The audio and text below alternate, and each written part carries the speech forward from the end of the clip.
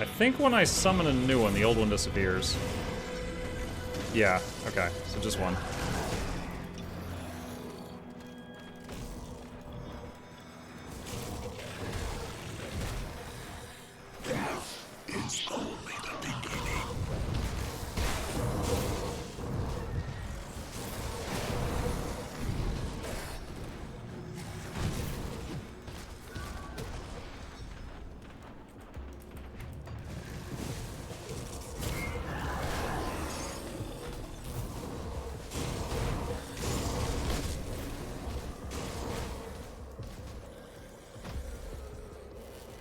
How far away from me can I summon this?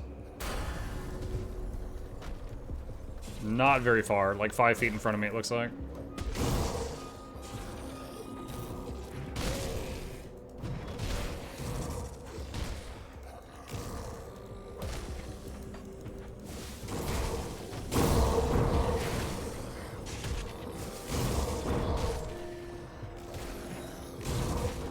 Does this game have multiplayer? Yeah, it does. I've played it multiplayer before. I don't recall how many players can go into a game, though. I'm not sure if anyone in chat remembers that. But yes, it does have multiplayer. I'm pretty sure it's like direct peer-to-peer. I don't think, at least last time I did it, they didn't have like an online servers or something. It's like one person hosts, then another person's joined.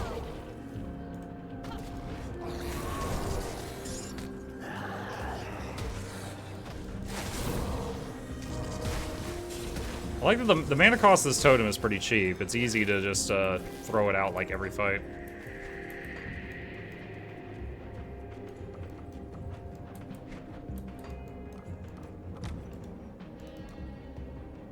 Up to 4 players. There we go.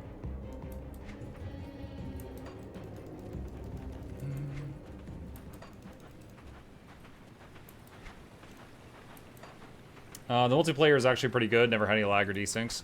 I didn't do many multiplayer sessions. I had a friend that I was, telling about this game, and we didn't have any problems when we did it.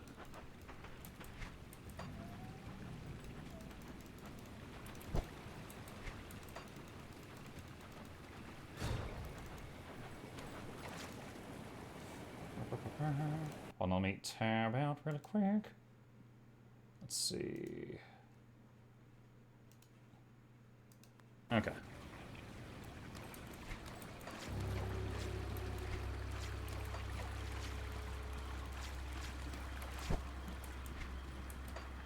Isn't it boy's bedtime? Boy is actually sleeping over at his grandpa's house. He's hanging out with my dad.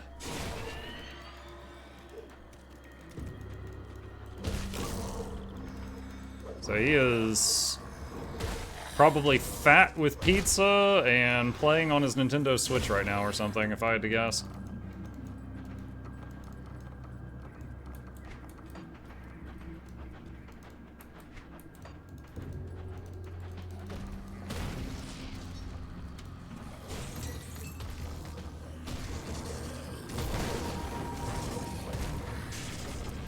We've got a star on the map.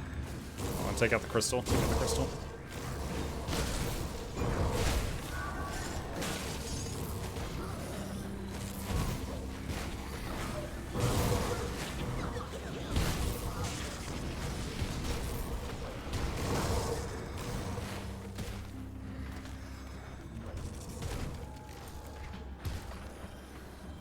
Okay, desecrated shrine.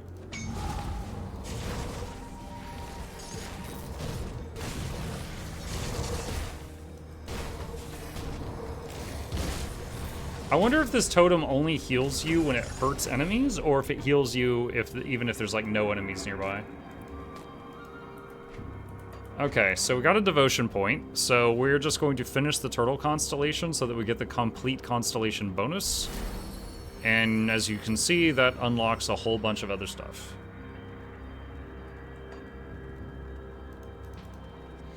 I have an inventory management playstyle question in this game. How do you handle loot drops that are too high a level for you to use at the moment? Do you keep them or just say muck it and get rid of them? If I think I will use them later, I keep them. There is plenty of bank storage to be able to just put it into storage. And you unlock the bank after like 15 minutes of playing.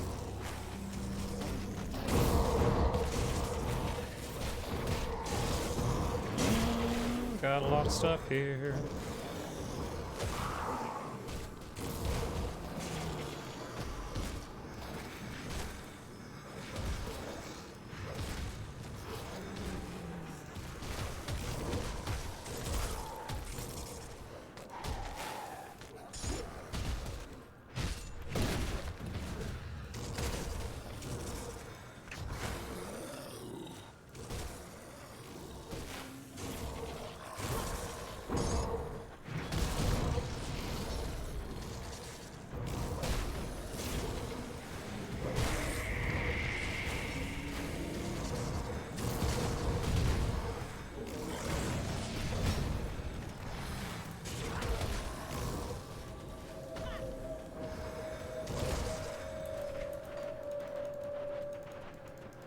Another ring assault guy, but this one's alive.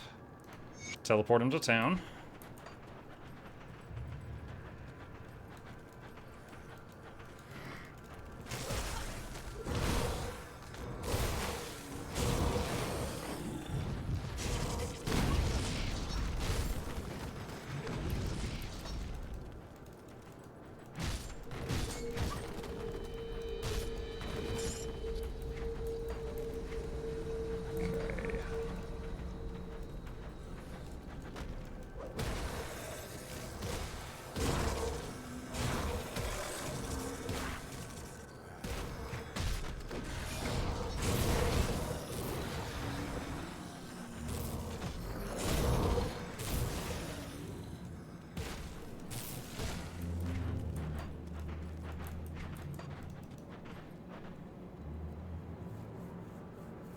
PoE was the true successor to D2. PoE is fantastic. PoE and Grim Dawn were both clearly made with people... Both clearly made by people who played D2, loved it, and then tried to make something with passion to continue that type of thing. I love them both. Last Epoch, although Last Epoch came out way later, I firmly believe that, you know, Last Epoch was made by people that probably loved D2 as a kid. It's also fantastic.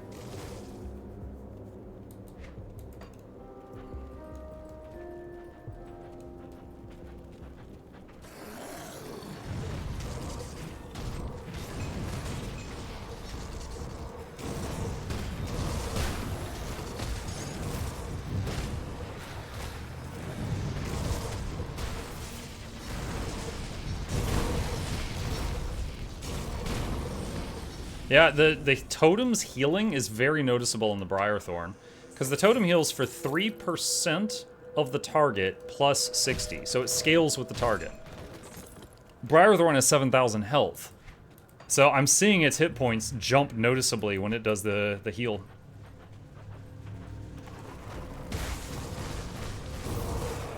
It's not really doing noticeable damage, I'd say, but the heal for sure.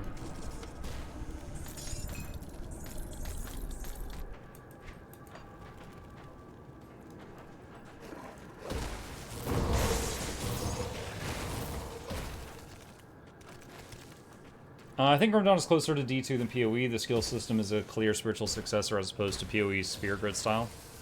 Yeah. I enjoy them both. Like, both of them do things the other doesn't do that kind of scratches the ARPG itch for me, so... Sometimes I'm in the mood to play one, and sometimes the other. A mood I have never had since I finished the game once was, going back to play D4. Other than when they add new story, I'll go back, play the new story, and I'm like, okay. I'm good.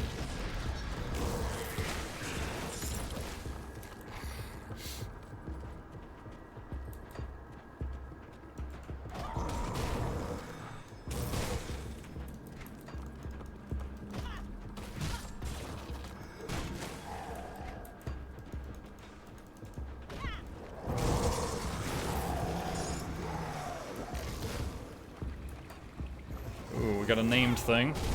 The totem right on his head.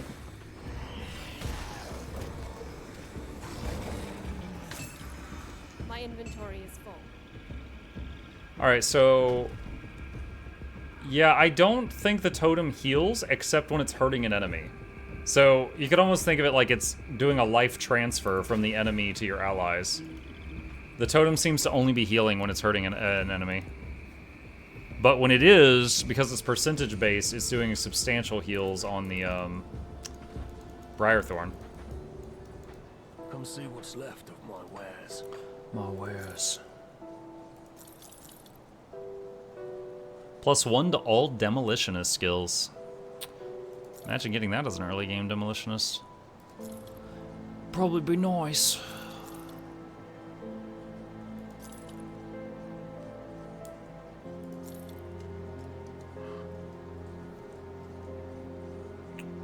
Keep that as a maybe.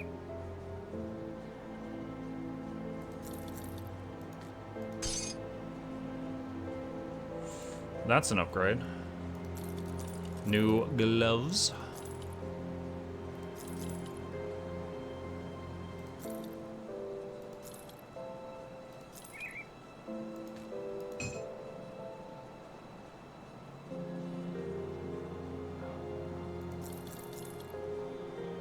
Ooh, a set item. Gives bonuses to all demolitionist and arcanist skills. That would be amazing if I had interest in playing either of those. Gut Wrench Eviscerator.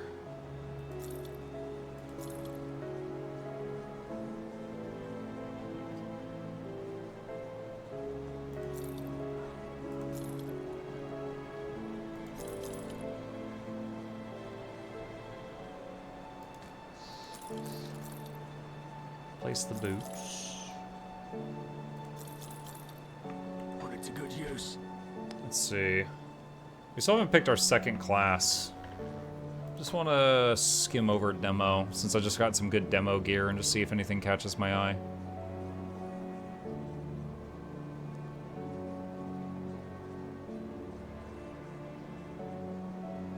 An explosive packed with more explosives.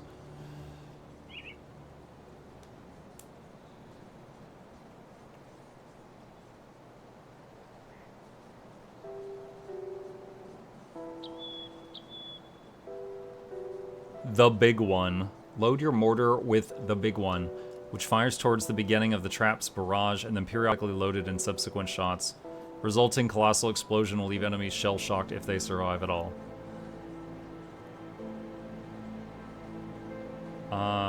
Look at the buffs at the top.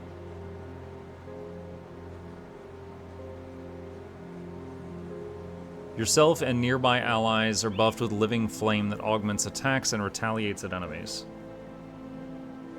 Fire damage, fire, lightning, burn, and electrocute boost.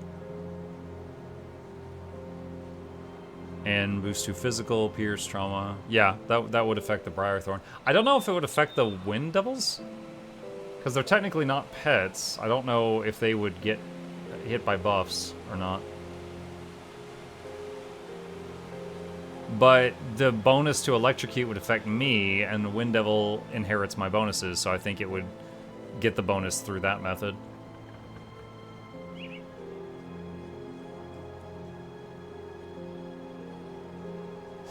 Mortar looks kind of fun, because that's kind of like playing like a totem style. You know, you just put these down and run around and they pew pew. Other than that, Arcanist. Yeah, Arcanist is kind of like a wizard.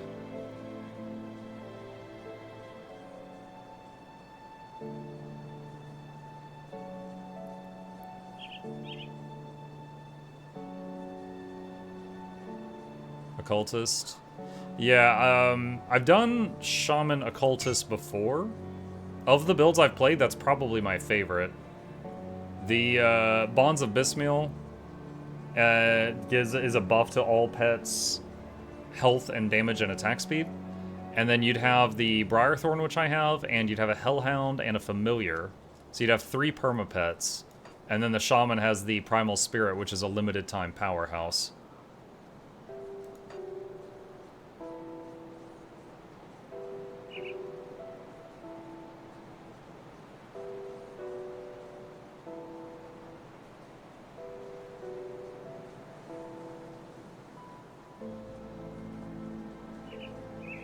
Yeah, so I know that this would be... Also, the bird can heal you. Or the other pets. If the other pets are almost dead, the bird can heal them too. Necro. Yeah, you have an army of the Bone Boys. The one Blight Fiend, which is like a big gassy zombie.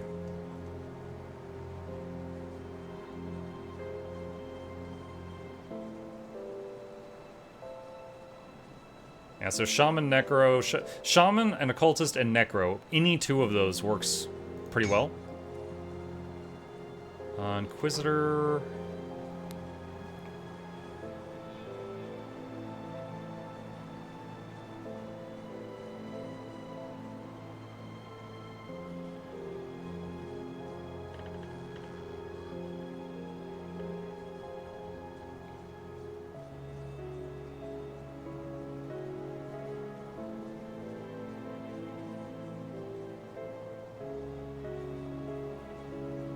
My first character was Demo, and I forget what, but Mortar was just really fun.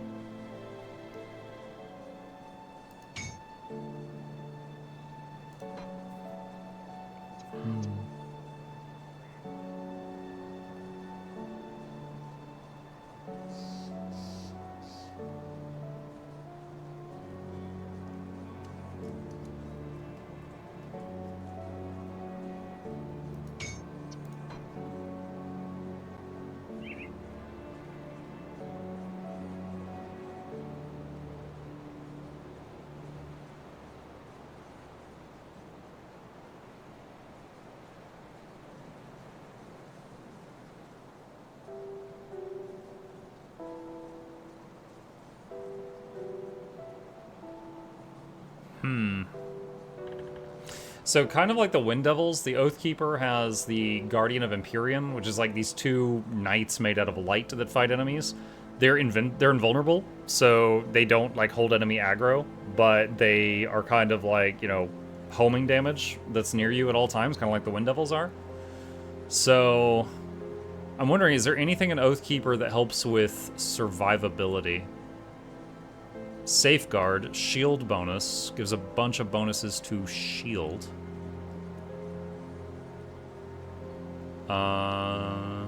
Smite, Eye of Reckoning, it's a melee bonus. Shield charge type thing. Throw your shield, that's a Captain America thing. Look at the bottom two rows. Presence of Virtue. That's an offensive thing. Okay, there's some shield buffs, health buff, energy.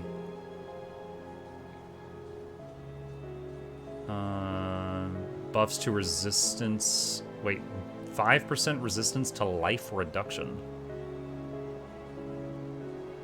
Activates when health drops below 66%. Bunch of boosts kick in for 5 seconds. So, emergency type thing.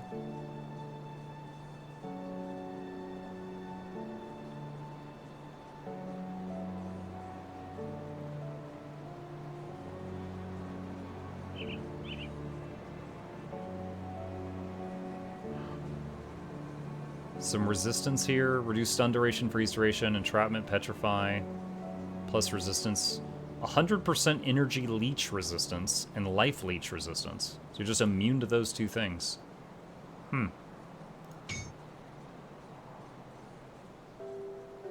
And what was the... No, not that. What was the defensive stuff for this guy? Blast shield. When health drops below 60%, damage absorption, chance to avoid projectiles, pierce resistance, LE resistance, plus all resistances. So he's got like an emergency button. Deadly Strike. What is the FOA in Mukfoa? Oh, Fangs of Asterkarn. It's the name of the new expansion. I had too many mucks on this account, so I had to differentiate it somehow.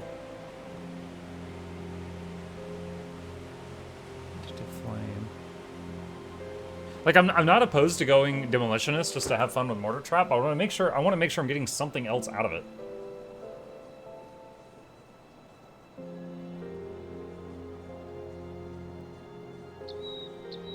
Hey, Jarvik.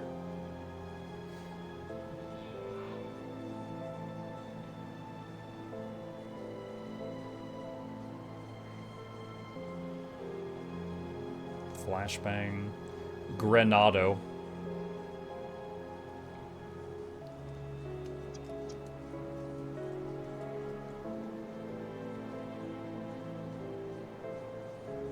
So this is a buff, 100% chance of activating. Target area, physical damage, fire damage, chance of stun target, health regen, total speed, fire retaliation. What triggers this?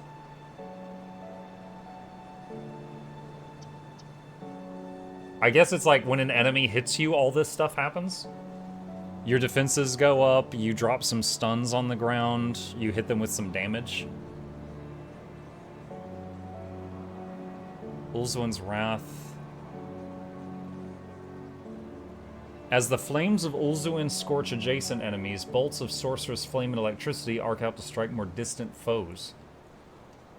Up to 3 targets, 6% of retaliation damage added to attack, 45 fire, 73 lightning, electrocute. Dude, okay, that's kind of cool. So this is like running a Thorns build. You guys played like any other ARPGs where you can make like a Thorns character, like a paladin or something, and just enemies hit you and they die? These two things seem to be kind of like a Thorns setup. This for ranged and this for melee.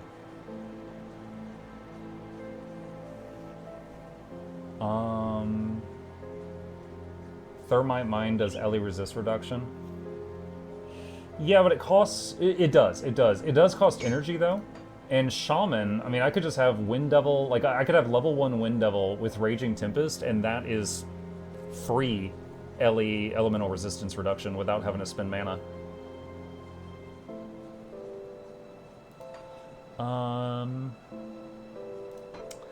What was Nightblade? The Blade Spirit. Does Nightblade have any interesting aura or defensive things?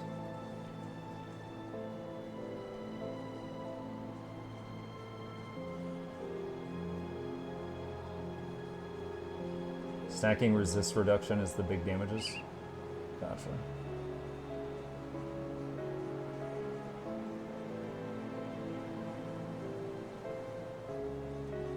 Three-meter radius reduces enemies' offensive stats.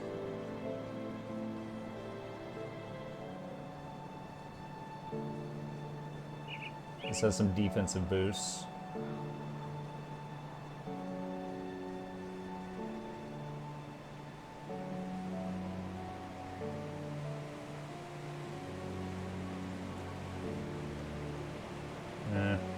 Blade Spirit sounds fun, but I don't think I'm going to get much else out of this one for what I'm doing.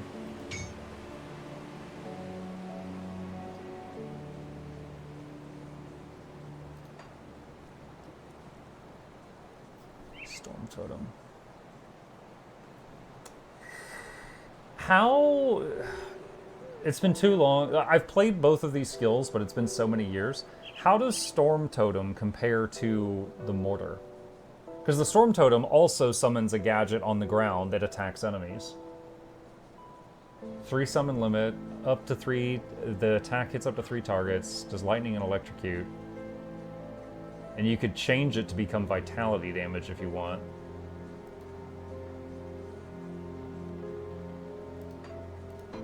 Mortar. It doesn't say a summon limit. I don't know if you're limited to how many you can have. 2.5 second recharge, lives for 24 seconds, fires mortar, 3-meter radius, 80 fizz damage shooting on fire.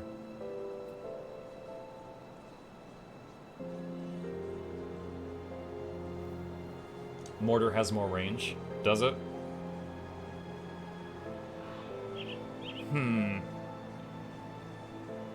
A flock of mucks is called a mukbang. I thought that's just when you eat spaghetti and chew loudly. Do you run across other players in this game like you do in D4? You can play multiplayer in this, but you would need to invite them to your game. Or you join theirs.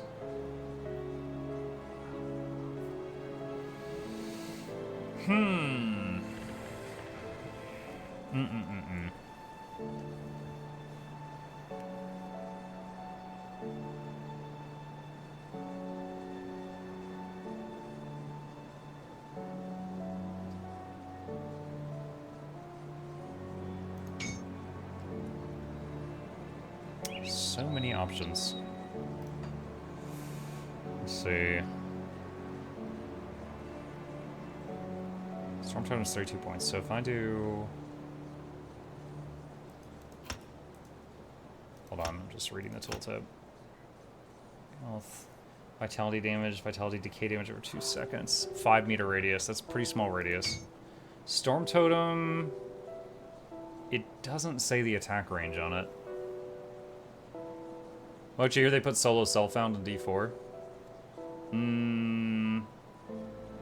I don't know if I knew that.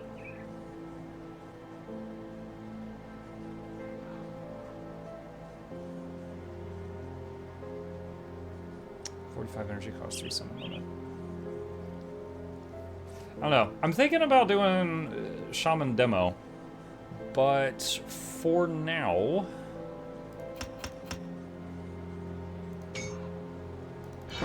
I think I'm just gonna work on Shaman before I commit. Come see what's left of my wares. In case I decide to do it, I'll hang on to these See you around. demo bonuses, the demo gear. Have you found? I don't think I've ever tried that before. Good work. There have been warden. Good work. There have been warden. Let's see what Oh geez, what? Oh, that's the person that changes like the skins on gear. What do you want?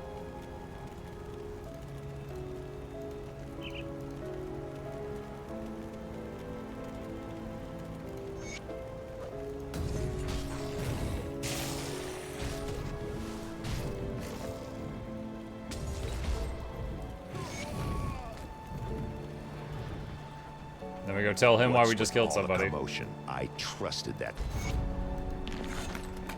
You are now friendly with Devil's Crossing.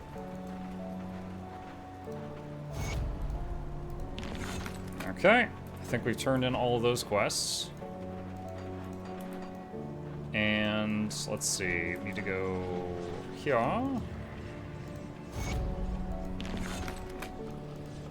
And back this way.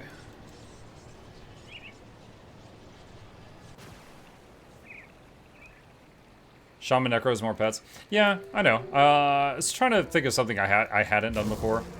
I know I have played Shaman Necro, and I know I've played Shaman Occultist, and I think Shaman Occultist is my favorite of the things that I have played already. I don't think I've ever done Shaman with demo. That would be something new.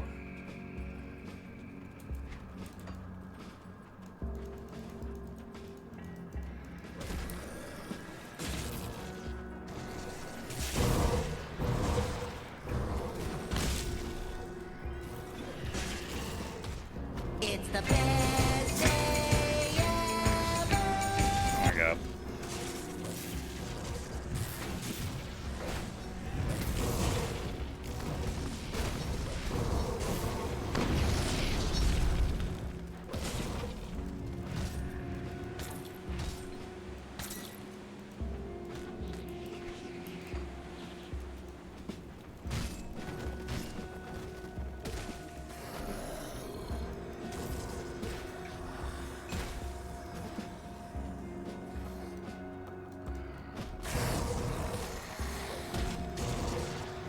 Feels kind of weird though, because it'd be like playing a park ranger that doesn't want people to start fires in the woods, and then also playing the guy that starts fires in the woods. Like that's what that combination sounds like to me.